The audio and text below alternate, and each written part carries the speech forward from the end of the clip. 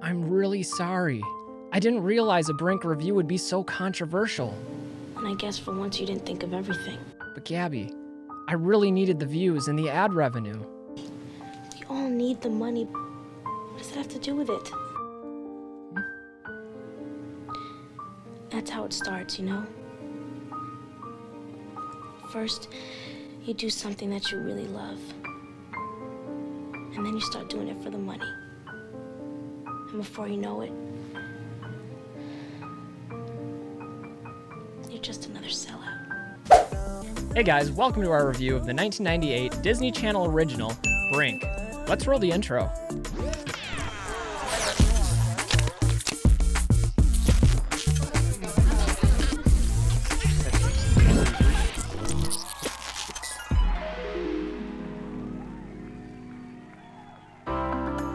Hey guys, this is Butch Lehman of Roll, Minnesota, your state of skate. Before we get back to our review of Brink, I wanted to remind you that all ad revenue from this channel is being donated back to blading. This month, we're partnering with Oak City Skate Shop to provide a $50 gift card to one lucky entrant in our Get Out and Skate community video. To participate, simply fill out the Google form below and attach a clip of yourself skating. This is not a skill-based competition, but a celebration of skating. All submissions have an equal shot at winning. Now back to the review. The Disney Channel originally debuted in 1983 with a host of children's TV shows and a handful of Disney-produced movies.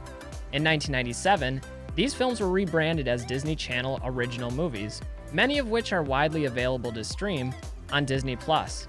Today we'll be taking a look at what many consider to be the best Disney Channel original movie ever produced, Brink, with an exclamation point. Soul skaters. Yes. Right.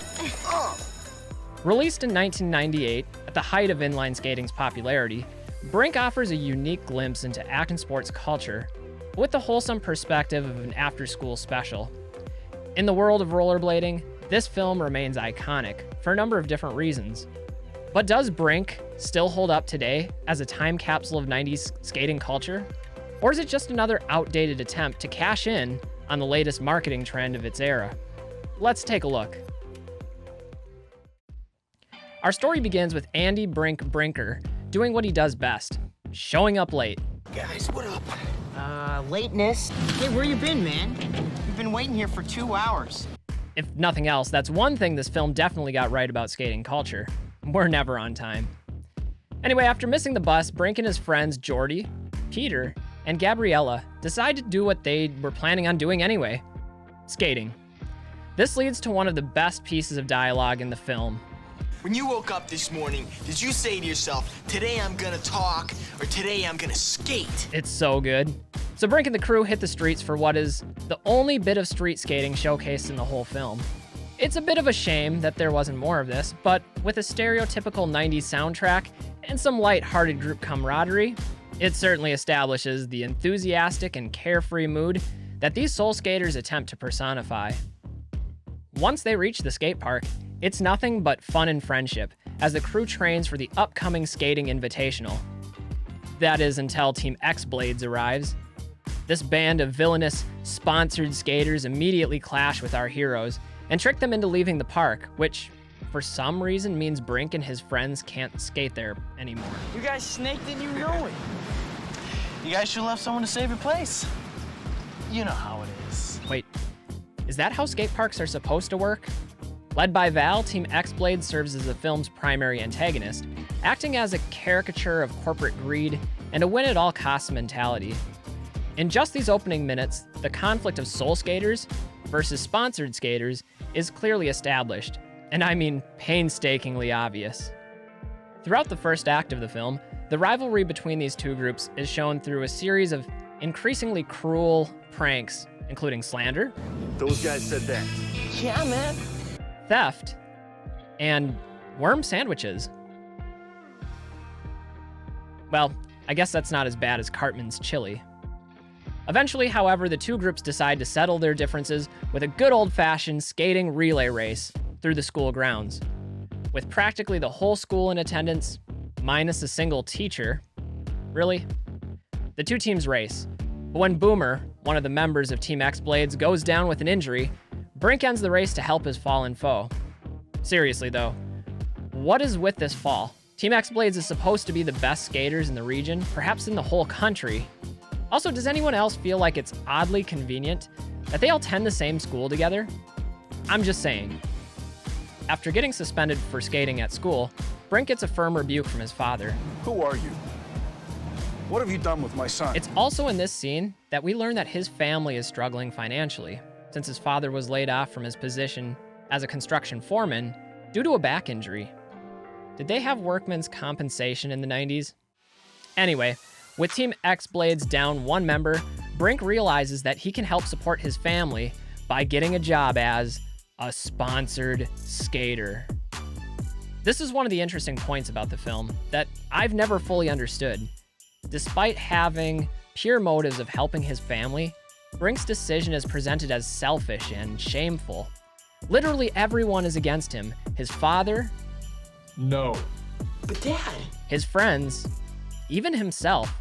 Not a single person in the film judges his actions on moral intention, instead relying on this false dichotomy that skating for money is evil, but skating for fun is good.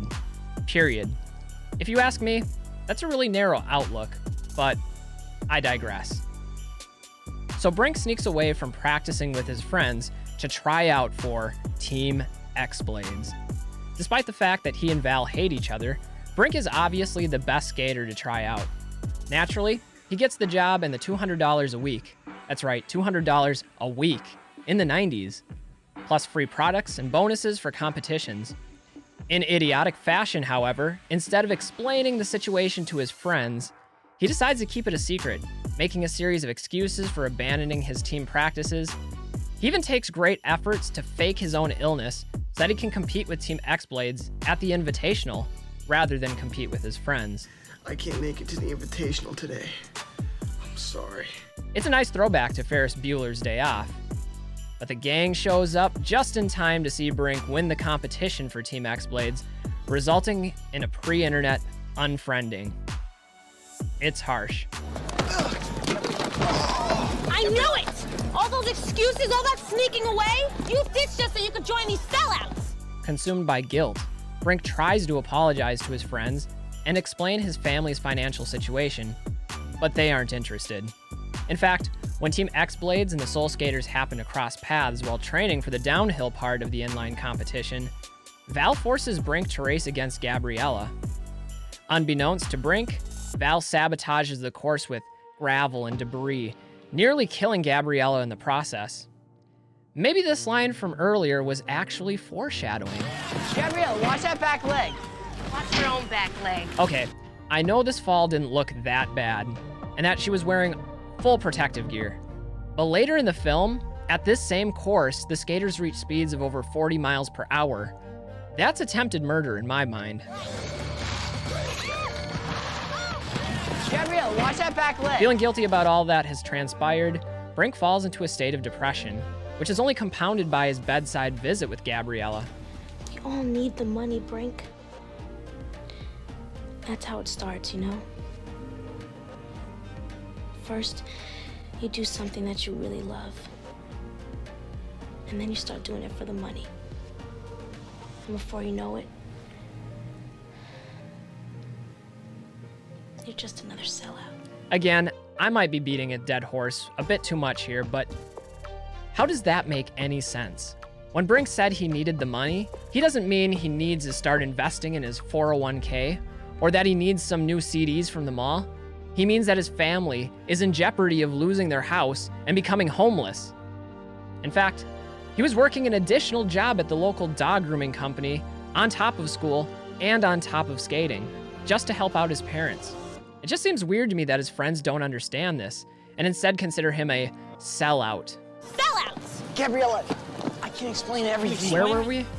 Oh, so after a heartfelt conversation with his father, who finally starts making some sense, Brink decides to quit Team X-Blades and go back to soul skating. If his friends will have him back, that is.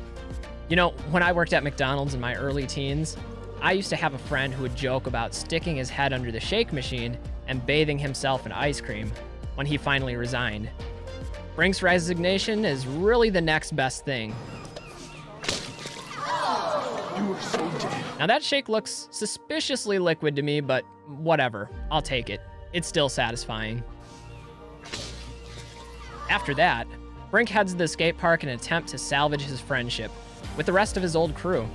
However, it's not until he arrives with a Santa Claus-like bag of free skates for everyone that he purchased for his friends that they're willing to accept his apology. Yep, you heard that right. The same friends that called him a sellout for wanting to earn money to help his family keep the house are willing to forgive him forget once they're gifted with free skates. What are you doing on Sunday? Did Brink really just buy back their friendship? Is that the message Disney is going for? Keep in mind, his friends aren't protesting about the money now that they're getting free skates from Brink. I mean, if they were really soul skaters, wouldn't they be like, I can't accept these skates. They're tainted with X-Blades money. Now hand me my hot glue gun and we'll fix these frames. With new skates and renewed friendships, Brink and the gang enter and compete in the inline championships. Admittedly, this scene has some cool skating shots, capturing the 90s vibe of the early ASA inline events. Thanks to a solid group effort and Peter's miraculous vert run of 98, why isn't he the captain? They advance to the final round, a one-on-one downhill race with Team X-Blades. Okay, I know I've been picking apart a lot of elements of this film, but seriously? What kind of team competition has a one-on-one finals?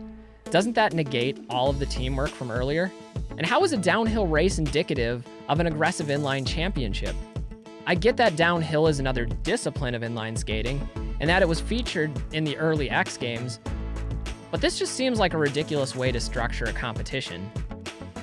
With the world watching, Brink and Val take to the course. There's some cool obstacles here they need to navigate, including ramps, stairs, sharp turns.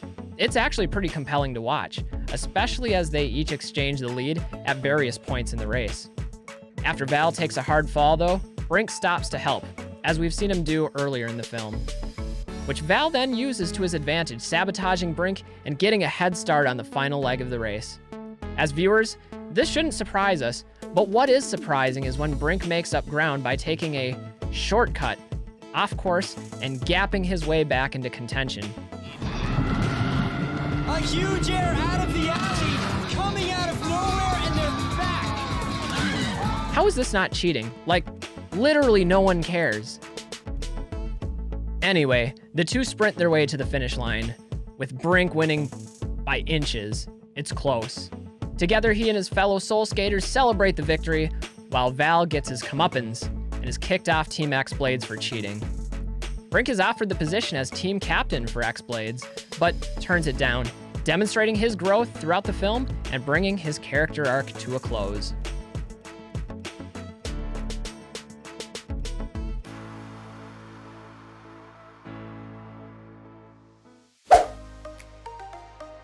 So is Brink a time capsule of skating culture, or a flawed attempt to cash in on the popularity of action sports? Honestly, I think it's both. Despite its narrative flaws, there is an undeniable charm and nostalgia present in this film, from the group camaraderie amongst friends, to the organized competition structure of inline skating, to even the neon color schemes dominating 90s fashion. Watching Brink now, decades later, transports me back to a time when skating was young, ambitious, and perhaps a bit naive about its own future. The skating in the film is executed surprisingly well, maintaining a sense of realism. There's no overuse of CGI or grossly exaggerated tricks in an effort to build unnecessary tension. I think these are some of the ways that the movie draws in the audience and establishes its own credibility. But make no mistake, this is a Disney film intended for kids. Many of the more edgy and abrasive nuances of aggressive inline skating are obviously omitted from the film. And I can't help but appreciate the irony that a movie made by Disney, a company synonymous with exploitation and corporate profiteering, has focused their film on the evils of selling out. In fact, the movie itself is capitalizing on the popularity of inline skating with the sole intention of making money off rollerblading. Obviously, the themes of this movie are incoherent at best and contradictory at worst, but it's still a movie I enjoy, raising some relevant questions for us all. As an industry, we're still contemplating our own existence. Do we want our culture to retain its authenticity but remain underground? Or do we want mainstream support at the risk of compromising our identity? It's an age-old question, and one that each of us must decide for ourselves. I'm Butch Lehman of Roll, Minnesota, and until next time, stay safe, stay healthy, and get out there and do some rollerblading. Now, do I monetize this video? Or do I not? Sellout! Am I a sellout?